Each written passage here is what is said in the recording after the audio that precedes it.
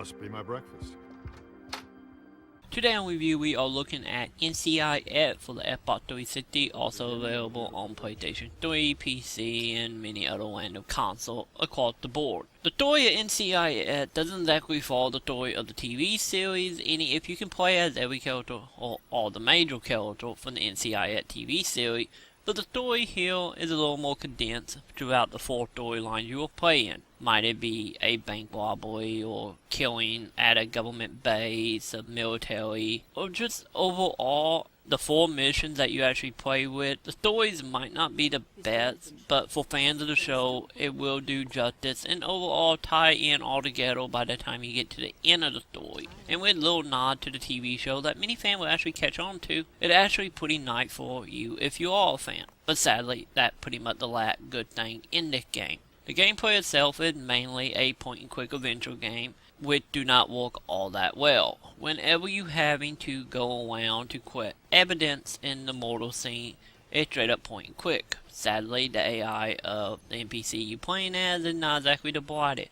You might click on something and they might go a different direction to a point where when you click on it again to try to collect the evidence, you will not collect it and you end up having to figure out where you're going to have to get your NPC to stand to actually pick up the evidence. And then a lot of evidence are so small in the environment, in many cases you can't even really notice it, and you are stuck in these scenes a little too long than what you needed, and probably not helping it any. If it was a little bit better, you only have one poor story mission, which is only 4 times you actually do collecting the evidence. Majority of the game is made up of you going in and taking fingerprint, checking footprints, and just looking at the body of the victim in each mortal case. And each minigame is mainly just made up of a couple button push, maybe a slide of the D-pad or joystick. It doesn't really come down to anything much, and in many cases not really all that challenging.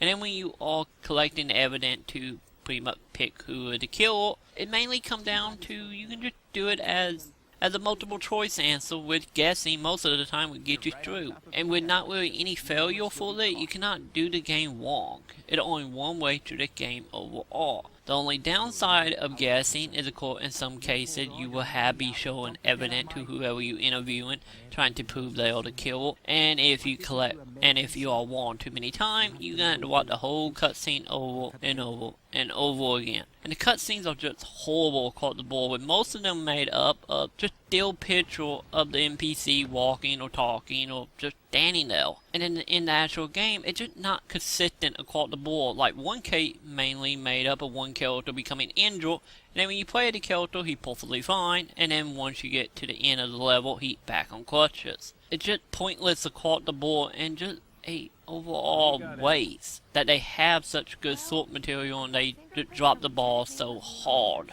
So sadly, the game might have a few nods for people who actually enjoy the series, but the game is not good by any means, and in many cases should even be avoided by the fans of the source material. So that is why I give NCIS a 1 out of 5.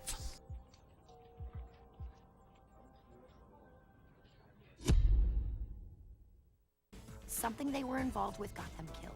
Where are you going?